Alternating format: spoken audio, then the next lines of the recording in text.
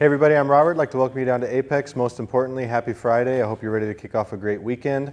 And I think you know that that really means it's 3-question blitz time. Really impressed with how the last video did. You guys were great, lots of feedback. And in fact, all of the questions from this video we pulled from last week's video, so that's actually really neat. I've still got a big list of them to fill up. So as I mentioned before, we might actually step up to 2 a week. The questions that I have this week are really about track cars, financial stuff, and things of that nature, so I'm ready to dive into them. But first and foremost, don't forget we're trying to get that brand deal. So, you know, if you want to get some groundy shoes, make sure you say that Robert Mitchell sent you. No, but seriously, guys, let me talk you through the questions that we have today. The first one is E36 track car. A couple weeks ago on the Friday Blitz, I was driving the 675 LT, and I mentioned that the perfect track car, in my opinion, would be a nice light E36 that could be a lot of fun on the track. And so the question was, well, am I going to build one? The next question is about McLaren. Is McLaren insolvent? A lot of discussion about maybe mid-July McLaren runs out of money, and that's a very good question. I did my financial video, or at least my what's the problem with McLaren's business model a month or so ago, and I can touch more on that.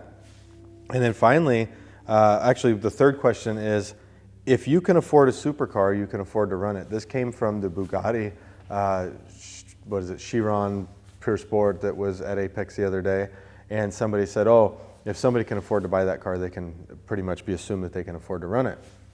So we can talk about that a little bit. And then the bonus question, which we'll dive right into, is why not do a complex video? Obviously they didn't say why not do a complex video, but there was a lot of questions. Robert, take everybody at Apex, find out what their handicap is on a lap time, and start them all at a different time on the lap and see if they all come to the end. Well, you know how long that would take to set up? That would be a very extensive 10-camera system, and to be honest with you, for me to make these videos, I don't have that kind of time to invest. I would love to be bringing you helicopter shots and drone shots and Russian arms and, I don't know, people getting drug on skateboards, filming things and things like that, but we don't have time to do that. There's been a lot of talk about when I'm doing my pista review, well, why don't you put some B-roll of the interior of the car? The funny thing is that the most simple videos that I create are the most watched videos and the ones that you guys seem to enjoy the most. So there's always some point where the viewer's asking for more, and we just said, you know what, in order to be able to make these videos, we need to make it simple. This video right here will be done in one cut. It's 10:45 in the morning now. We'll probably be done with this video in 10 minutes, and that's all the time that it took us to make it. Any more time just can't be spent on it, or you guys won't get the videos. I think it would be more fun for me to interact with you guys and be able to make 4 or 5 of these videos a week, as opposed to maybe 1 every 2 weeks. That takes a lot more time and is a lot more involved. Last week on, I don't even know what day it was, I met Tim Burton here, and he had this GTR Pro in the SLS Black, and we were going to go on the GP track. We shot an intro. Then we were going to go on the GP track. I was going to drive the GTR Pro, and he was going to drive the SLS. Then we were going to swap, and then we were going to make independent videos. He makes a video on his, and I make a video on mine. And the GP track was closed. It was too complex. It was for me, not being just solely making YouTube videos. It was too complex for me. Now we're going to try and reshoot this again and get it out to you guys ASAP. But if I were to do videos like that every day with multiple camera positions, multiple angles, multiple concepts, and have to put a storyline together, I just don't think I would get to it. So that is the reason why these videos are the way that they are, and I hope you guys can enjoy that for what they are. But let's jump right into the first question. E36 track car, am I actually going to build one? Simple answer is absolutely. It's actually being built right now. The car that I'm building is an E36 GTR is what we're calling it, which means it's a wide body, so it actually has custom made wide fenders, and it's running on the GTR axles. What that means is that basically the axle stand has been pushed out. I think it was 4 centimeters on each side to match the wide body. It's going to run, if we're running like a Trofeo, a 265/18 in the front and a 295/18 in the rear. If we go to, when we put the Nankang on it, then it'll run a 295 in the front and a 315 in the rear. The reason for that is, even though 295 is measured in millimeters, some companies actually take their measurement for their profile at different points. So a Nankang actually runs a little bit narrower than a Trofeo does.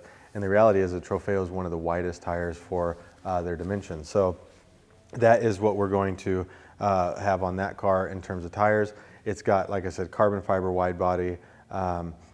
obviously full cage seats. We're doing an AIM dash inside, S54 motor, which is going to be built with the airbox and headers, obviously, and different things of that nature. Nitron suspension. It actually has the mounts for all the air jacking systems, sequential transmission. So it's going to be a very high-end build, a very cool build, but I think the lightweight car, I think the lightweight, naturally aspirated, just pure excitement is going to make it, in my opinion, probably the best track car that you could build. And because it's going to weigh somewhere around 1,100 kilograms, it should have a very, I would say, reasonable operating cost in terms of brake disc, brake pads. It should be easier on the uniball bushings and everything because it doesn't have so much weight. And when I'm driving it, I'm probably only going to be pushing it to about 85% of its capacity anyways. And the car, that means the car will be well overbuilt, so it should not be too hard on parts. So I'm really, really excited about that car. It's a car that I have a feeling is going to jump right into my favorite section, probably ASAP. The second question, McLaren Insolvents. I did a video recently talking about how flawed I think the McLaren business model is, and since I made that video, there's been a couple special edition cars that have been released. Nothing too crazy, but still some stuff that's just, you kind of scratch your head. A 720 SLM that has only 50 cars being built, and then they've got another hypercar, if you would, that's basically built on leftover Senna parts, but it's going to cost 3 times a Senna. And just little things like that that I just can't get with, but they're still plugging away trying to get that money. So the situation is simply that McLaren is looking to leverage their technology center as well as the car collection, and some creditors have blocked that, so they've already borrowed before on those items, and the creditors that already have a lien against it essentially don't want it to be remortgaged. Well, now McLaren is saying that they're going to have an emergency court case or lawsuit against these creditors to try and get them to release the securities and allow them to get more money with these backings. They're talking to other investors and trying to pull more money. And the reality is it's somewhere south of 200 million euro that they need. And I think that's just a short-term notice. They got money in March and now they're looking for it again 3 months later. I think that it's really just a matter of time before it comes full circle. Even if they do, they will get money. They will get money in the next couple of weeks, I'm certain of that. And that will pull them out of this insolvency situation, or fear, I guess. But I do think it's just going to be a temporary situation because they need to change their business practices before the rest of it works. Obviously, you get into this cycle in business where if you're not doing things correctly, how do you break out of it? And something usually has to fail, or something usually has to happen that's catastrophic in order to get you to break out of it. A lot of companies are seeing coronavirus situation as that chance to make big changes, to lay off 25% of their staff, to completely change their product model. And people are understanding that businesses are changing right now because of this. But I don't know if McLaren can do it right now. I suspect that what we are going to see is a large company is going to have to come in and probably buy McLaren at some point in the near future. What's near future? A couple years maybe. There's been rumors of it being Tesla. There's always been talk years ago about it being Apple, maybe just digging in and taking like just a little pinch of their cash savings that they have and throwing it in there. I don't know what I think about Tesla buying McLaren. I think that's an interesting topic. What's the biggest thing that people say about Tesla is build quality. I don't know if I want to hear Tesla build quality mixed with McLaren reliability. That might just break the internet. So that could be a problem. So I think some things would have to be changed there for that relationship to work. There's been talk about Apple, buying them, which I don't think is real. I think that's more just people suspecting that that could be. But I mean, if I look at my iPhone right here and I want to talk about build quality, reliability, yeah, throw that in a McLaren. I could get with that. So we'll see what happens, but I don't think that McLaren is going to go insolvent. I think that they're going to have some problems and they're going to run down to the wire probably. But I think at the end of the day, they're going to survive. The next question is, number 3, if you can afford a supercar, you can afford to run it. I posted a picture of the Bugatti Pure Sport at the house here at Apex the other day. Someone was talking about the running costs. I actually mentioned the running cost if it was a taxi. Someone said if you can afford to buy it, you can definitely afford to run it. That just has a blank statement with all supercars. That's really what was said. That's so far from the truth, it's not even funny.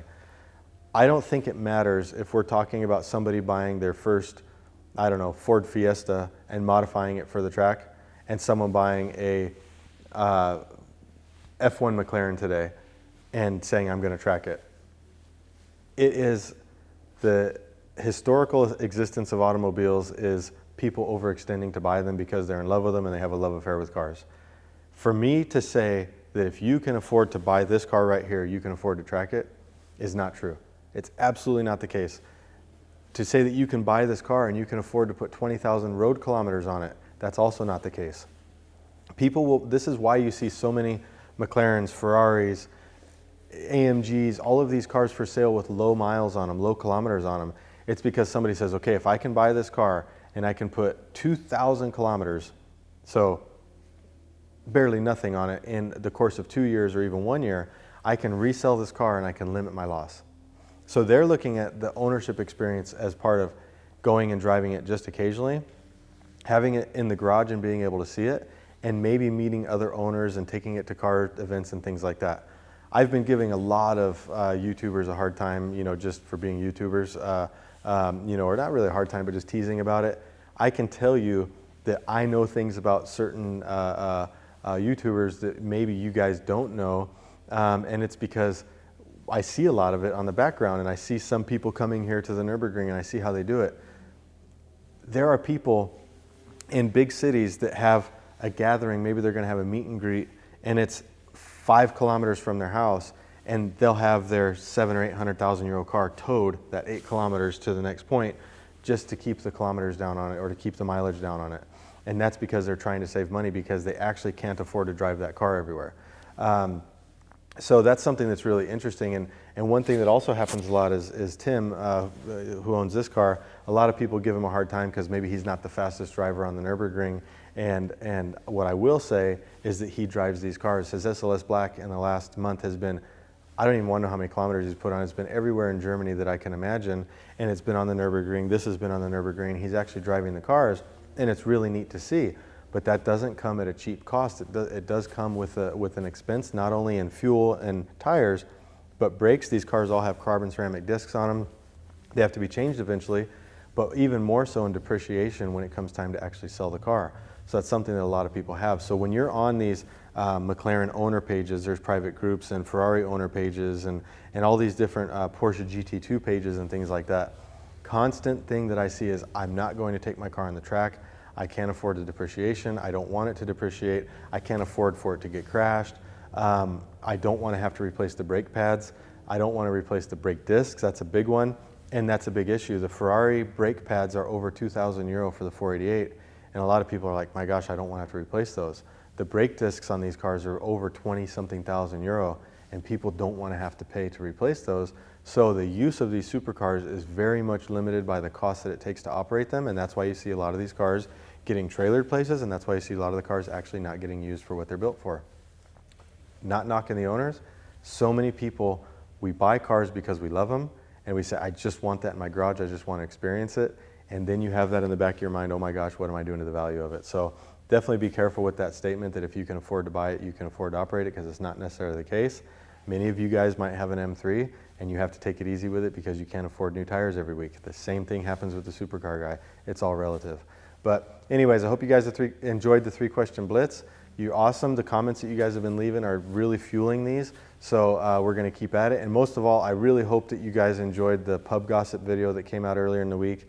We're going to try and do that once a week as well. So keep up with the good content for us, the good content ideas, and we'll catch you later.